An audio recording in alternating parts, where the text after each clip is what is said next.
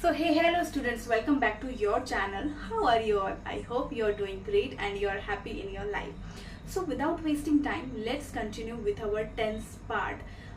This is our, I guess, third lecture, right? Third lecture for present indefinite tense और present simple tense और simple present tense, कुछ भी बोल सकते हो यार, ठीक है।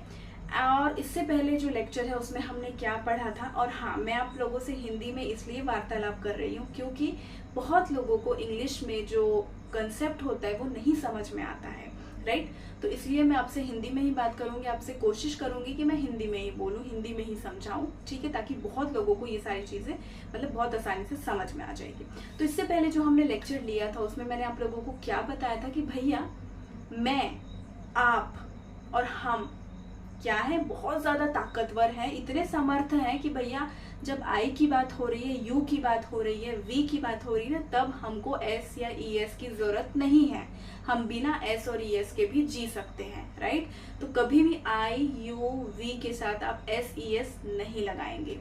और जब बात हो रही है भैया उसकी, ही की बात हो रही है, शी की बात हो रही है, या फिर भैया वो राम श्याम है ना, किसी तीसरे पर्सन की बात हो रही है, तो भैया उनको तो जरूरत लगेगी ही लगेगी, उनको एस या ई एस तो डालना ही पड़ेगा क्योंकि यार वो उतने काबिल नहीं है, ठीक है, कि एस और ई एस के बिना सेंटेंस उनका पूरा हो। इसलिए जब भी थर्ड पर्सन की बात हो, ही की बात हो, शी की बात हो, या फिर आप कह सकते हैं कुणाल की बात हो, भैया कुणाल जो है वो थर्ड पर्सन है, उसकी बात हो रही है, प्रिया थर्ड पर्सन है, उसकी बात हो रही, तो वहां पे आपको एस और ई एस लगाना पड़ेगा। किसमें? से पहले लेक्चर कौन सा था? प्रेजेंट इंडेफिनिट टेंस का तो हो रहा था, पर हमने क्या देखा था भैया, उसमें होता है आपको सबसे एफर्मेटिव सेंटेंस जहां पे हाँ की बात होती है। अब प्रेजेंट इंडेफिनिट टेंस ये है, आप कैसे जानोगे? कोई भी सेंटेंस, जिस सेंटेंस में ता है, ती है, तो है, ते है, यानी कि मैं खाना पकाती हूँ, मैं स्कूल जाती हूँ, मेरी मम्मी मुझे बहुत अच्छा खाना पका के देती है, मैं खाती हूँ, मैं झूठ बोलती हूँ, कोई भी आपकी आदत है, कोई भी आपका रूटीन है, तो उसको हम बोलते हैं प्रेजेंट इंडेफिनिट टेंस, ठीक है।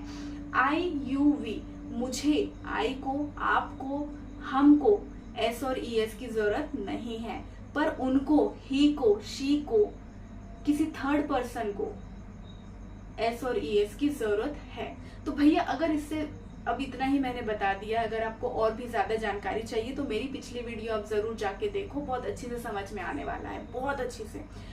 तो आज का जो लेक्चर है वो हम पढ़ने वाले हैं भैया नेगेटिव, ठीक है। जब कोई भी सेंटेंस नेगेटिव में होता है, मतलब मैं झूठ नहीं बोलती हूँ, मैं खाना नहीं पकाती हूँ। एक हमने पहले पढ़ा कि मैं पकाती हूँ, खाती हूँ, पीती हूँ, सोती हूँ, और आज हम पढ़ रहे हैं कि मैं खाना नहीं पकाती हूँ, मैं पढ़ाई नहीं करती हूँ, मतलब जहाँ पे ना की बात हो रही है, नहीं नहीं मैं ये नहीं करती हूँ। तो उसका फॉर्मूला क्या होता है, उसका स्ट्रक्चर क्या होता है, देखते हैं हम। सब्जेक्ट, यानी कि सब्जेक्ट में क्या आ सकता है, आई भी आ सकता है, यू भी आ सकता है, वी भी आ सकता है, ही भी आ सकता है, शी भी आ सकता है, और इट भी आ सकता है, दे भी आ सकता है। तो ये भैया ये सारे सब्जेक्ट हो गए। उसके बाद हमको लगाना है डू या डज। अब ये डू और डज का भी क्या होता है, एक फॉर्मूला है, बहुत सिंपल है, ये मैं आपको बाद में बताऊंगी, ठीक है। डू डज प्लस नॉट, क्योंकि ये तो नहीं बता रही है ना भैया, ये ना बोल रही है कि मेरे को ये नहीं आता है, तो उसमें तो मुझे नॉट लगेगा ही लगेगा, प्लस मेन वर्ब की फर्स्ट फॉर्म प्लस ऑब्जेक्ट, ठीक है। अब ये समझ में आ गया होगा, तो देखो डू, और डू जो है वो हमेशा आपका प्लूरल के साथ लगेगा, और जो डज है वो आपका सिंगुलर के साथ लगेगा। अब आप बोलोगे मैडम नहीं समझ में आया, नहीं समझ में आया, अब क्या करूं मैं? सिंपल सी बात है, आई डू, ठीक है, यू डू, ठीक है, आई यू, अभी तक यही समझ लो कि भाई आई और यू जो है उसके साथ आपको डू लगाना है, ठीक है। अब जैसे जैसे हम प्रैक्टिस करेंगे उसके साथ आपको चीजें जो है ना याद होते जाएगी, तब आपको है ना ये रूल की भी जरूरत नहीं पड़ेगी। इसलिए बिल्कुल मेरे वीडियो को देखते रहो भैया, चैनल को सब्सक्राइब कर लो, लाइक कर लो, क्योंकि भैया रूल तो मैं सिर्फ अभी बता रही हूँ, बाद में जब प्रैक्टिस करवाऊंगी ना, प्रैक्टिस से आपको याद हो जाएगा। ग्रामर रूल की भी जरूरत नहीं पड़ेगी, आप इतनी फर्राटेदार इंग्लिश बोलने लग जाओगे। ठीक है, तो सिर्फ आप अभी ये जानो कि subject plus do does plus not plus main verb की फर्स्ट फॉर्म प्लस ऑब्जेक्ट होता है। तो अब हम एक क्वेश्चन ले लेते हैं, जैसे कि मैं झूठ नहीं बोलता। देखो अब ये प्रेजेंट इंडेफिनिट टेंस है, मैंने पहले लेक्चर में बताया था कि ता आ रहा है, ता आता है, ती आता है, तू आता है, ते आता है, तो आपको समझ जाना है कि भैया ये प्रेजेंट इंडेफिनिट टेंस की बात कर रहा है। ठीक है, मैं झूठ नहीं बोलता। आई के साथ कभी भी आप क्या लगाओगे, डू, आई डू। उसके बाद यहाँ पे क्या आ रहा है, नॉट आ रहा है, तो मैंने ये नॉट लगा दिया। ठीक है, बोलता, I do not tell lie. ठीक है, ये हो गया आपका।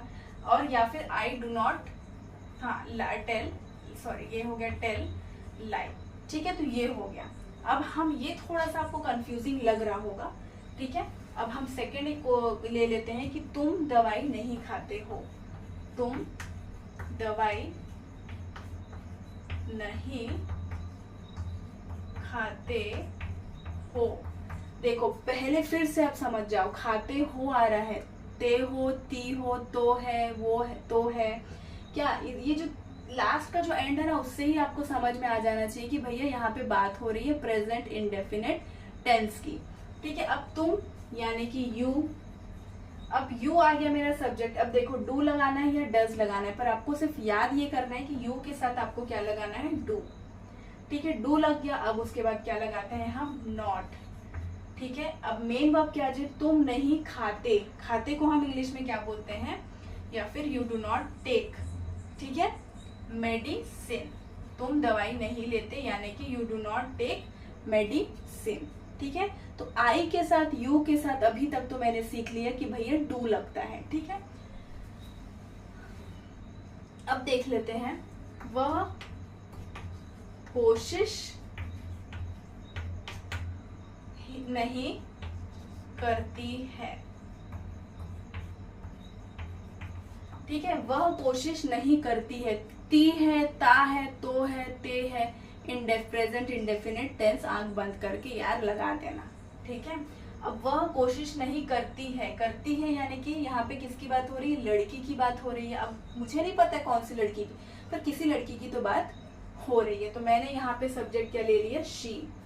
अब देखो शी के साथ हमेशा आप क्या लगाओगे, डज लगाओगे, डू नहीं लगाओगे। डू किसके साथ लगेगा, आई के साथ लगेगा, यू के साथ लगेगा, पर अगर ही है, शी है, तो क्या लगेगा, डज लगेगा। शी डज लगा दिया मैंने, not.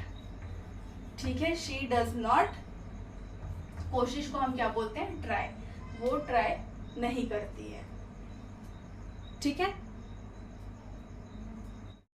So sorry students, actually ना मेरी छोटी सी बेटी है, तो और अभी जो भी मैं वीडियोस बना रही हूँ वो रात में ही मैं जनरली बनाती हूँ, जो भी मेरे वीडियोस होते हैं। तो रात के यार 12 बजे 11 बजे ना कभी कभी वो उठ जाती है, तो मुझे उसको मतलब सुनाने के लिए जाना पड़ता है। तो इसलिए आई होप आप लोग छोटी छोटी बातों को नज़रअंदाज करके जो आपका इंग्लिश सीखने का फोकस है वो आप बिल्कुल वैसे ही रखेंगे जैसे आप रखते हैं। ठीक है, तो अभी इसके पहले हमने क्या पढ़ा था, अभी जो तुरंत क्या पढ़ा, शी डज नॉट ट्राई। तो ही शी के साथ आपको याद रखना है कि आप कभी भी डज का प्रयोग करोगे।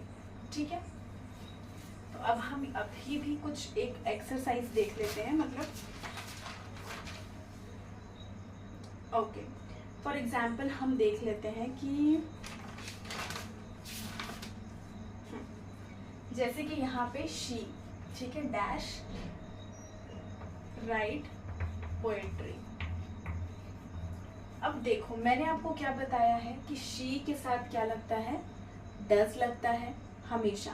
तो आपको क्या करना है, अगर मैं यहाँ पे दे दिया है आपको कि शी, यहाँ पे डज लगेगा या डू लगेगा, ठीक है, और नॉट दे दिया है, तो यहाँ पे फिल इन द ब्लैंक्स आपको पूछ रहा है, तो आपको हमेशा याद रखना है कि शी के साथ क्या आएगा, डज आता है, यानी कि और उसके बाद क्या आएगा, नॉट आएगा, क्योंकि वो नहीं पढ़ती ना, राइट। तो यहाँ पे नॉट आ गया। उसके बाद फिर वी आर, देख लेते हैं सेकेंड वाला, we dash attend church every Sunday. ठीक है, we dash attend church every Sunday. We, अब वी के साथ देखो आप क्या लगाओगे, डू लगाओगे। अब वो क्या बोल रहे हैं कि हम नहीं करते हैं, तो नहीं की जगह क्या आ जाएगा, डू नॉट।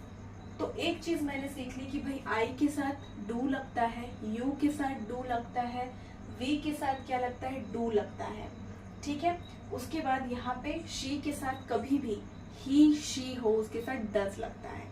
ठीक है, समझ गए। अब यहाँ पे देखो, kids dash play in the park.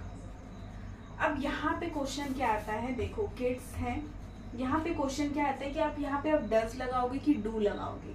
देखो कभी भी अगर एक से ज्यादा है, ठीक है, यानी कि प्लूरल है, ठीक है, एक से ज्यादा है, तो आपको क्या लगाना है, डू नॉट लगाना है, डू लगाना है। यहाँ पे एक से ज्यादा है, देखो वी में भी क्या आ रहा था, एक से ज्यादा, यानी कि हम एक से ज्यादा की बात हो रही होगी, इसलिए डू आ रहा है। किड्स यानी कि जहाँ पे एस लगा है, एक से ज्यादा आ रहा है, तो वहां पे भी आप क्या लगाओगे, डू लगाओगे। बट बात जब शी की हो रही है, ही की हो रही है, यानी कि वो अकेले अकेले हैं, तो यहाँ पे क्या लग जा रहा है, हमारा डज लग जा रहा है।